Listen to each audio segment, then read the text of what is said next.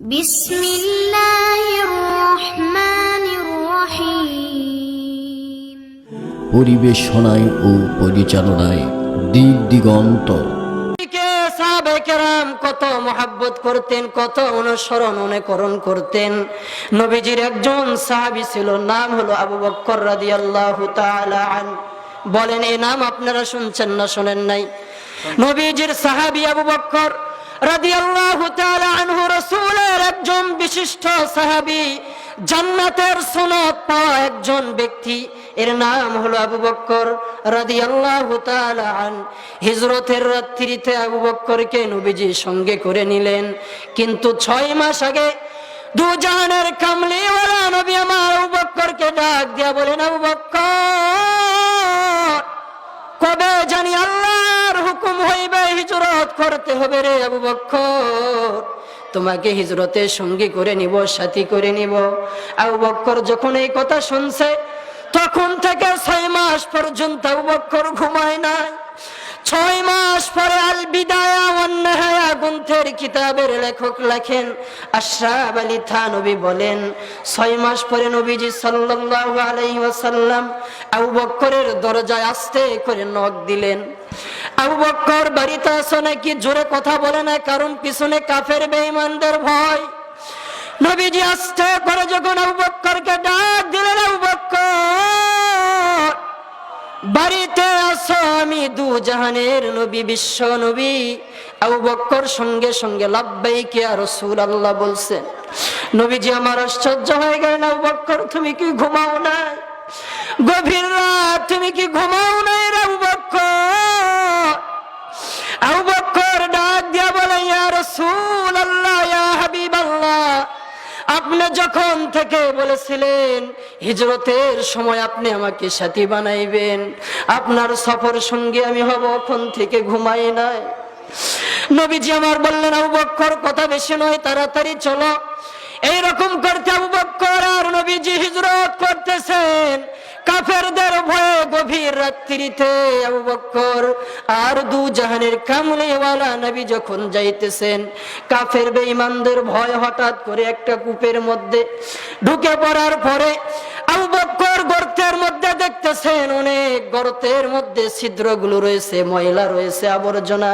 আবু বকর নিজ হাতে সবগুলো পরিষ্কার করলেন। করার পরে নবীজির শরীরটা ক্লান্ত, আবু বকর বসে পড়লেন। নবীজির শরীরটা ক্লান্ত হয়ে গেল।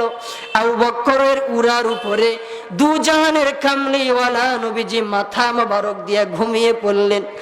সব গর্তগুলো আবু বকর বন্ধ করছেন, মাত্র একটি গর্ত খোলা আছে। কয়টি বলেন? জোরে বলেন, কয়টি?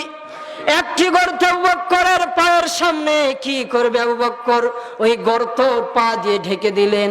ওই গর্তের মধ্যে একটি বিষাক্ত সাপ ছিল। বিষাক্ত সাপটি কয়েকদিন থেকে শুনছে পথ দিয়ে নবীজি যাবেন, গর্তের মধ্যে সাপটি নবীজির দেহ মোবারকের ঘ্রাণ পাইছেন। আল্লাহু আকবার বলেন।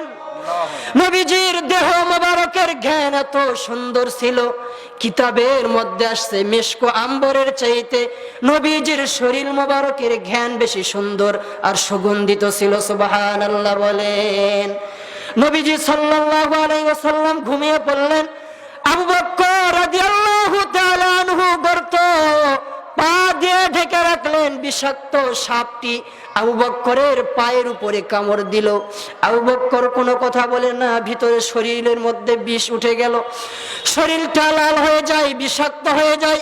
আবু বকরের চোখের মধ্যে পানি এসে যায়, এক ফোঁটা পানি অনিচ্ছাকৃতভাবে নবীজির দেহ মোবারকের উপরে পড়ে যায়। নবীজির ঘুমটা সঙ্গে সঙ্গে নবীজির ঘুম ভেঙে যায়। নবীজি ঘুম থেকে জাগ্রত হওয়ার পরে আবু বকর মুখের দিকে চোখের দিকে তাকিয়ে দেখে আবু বকর কান্না করতেছে। দু জাহানের কামলিওয়ালা নবীজি আমার বলতেছে, আবু বকর কেন কান্না করো রে? বাড়ির কথা মনে পড়ছে, সন্তানের কথা, স্ত্রীর কথা মনে পড়ছে রে আবু বকর। আবু বকর বলে, ইয়া রাসূলুল্লাহ, ইয়া হাবিবাল্লাহ, যখন থেকে আমি পড়েছিলাম ইলাহা ইল্লাল্লাহু মুহাম্মাদুর রাসূলুল্লাহ, সবাই বলেন সাল্লাল্লাহু আলাইহি ওয়াসাল্লাম। আবু বকর বলে, ইয়া রাসূলুল্লাহ, ইয়া হাবিবাল্লাহ, যখন থেকে কালেমা পড়ছি আমার স্ত্রীর মায়া অন্তর থেকে দূর হয়েছে, সন্তানের মায়াও দূর হয়েছে। সব কিছু চাইতে, নিজের জীবনের চাইতে, সব চাইতে আপনি নবী, আপনাকে আমি আমার জীবনের চাইতেও বেশি ভালোবাসি। আল্লাহু আকবার বলেন। তাও নবীজি বলেন, আবু বকর তাহলে কেন কান্না করো? আবু বকর বলে, ইয়া রাসূলুল্লাহ, ইয়া হাবিবাল্লাহ, সব গর্তগুলো আমি ছিদ্রগুলো মুজাইছিলাম, মাত্র একটি গর্ত ফাঁকা ছিল। কি করব, কোনো কিছু আর নেই। আমার পা দিয়ে গর্ত আমি ঢাকিয়ে রাখছিলাম। বিষাক্ত কি যেন একটি সাপ আমাকে কামড় দিল ইয়া রাসূল। এবার আবু বকর রাদিয়াল্লাহু তাআলা আনহু বলেন, ইয়া রাসূলুল্লাহ, ইয়া হাবিবাল্লাহ, হাসরের কঠিন ময়দানে আমার আল্লাহ যদি ডাক দিয়া বলেন, আবু বকর বলো না তোমার ঘুমের দাম বেশি না, আমার নবীর ঘুমের দাম বেশি না, তোমার জীবনের দাম বেশি? নবী গো, আমি কি উত্তর দিব? এই জন্য আপনাকে ডাক দিতে পারি নাই। নবীজি বলেন, আবু বকর কোথায় তোমাকে কামড় দিয়েছে দেখাও। আবু বকর রাদিয়াল্লাহু তাআলা আনহু পায়ের দিকে যখন নবীজি তাকাইলেন, দেখতে পাইলেন রক্ত বের হইছে। নবীজি থুথা মোবারক আবু বকরের পায়ে যখন লাগায় দিল, মুহূর্তের মধ্যে, সেকেন্ডের মধ্যে 20 গুলো পানি হয়ে গেল। সুবহানাল্লাহ বলেন। সাপের বিষ পানি হলো, সাপের বিষ পানি হলো লালাতে তোমার। আবু বকর সুস্থ হলো, মুজিজা তোমার, তুমি পিয়ারা খোদার, তুমি হাবিব আল্লাহর, জগতের চাঁদ তুমি, জগতের চাঁদ তুমি, নবীজি আমার। এহ পরকালে তুমি দয়ার ভান্ডার, তুমি হাবিব আল্লাহর, তুমি নবী আল্লাহর। কথা বলুন ঠিক কিনা?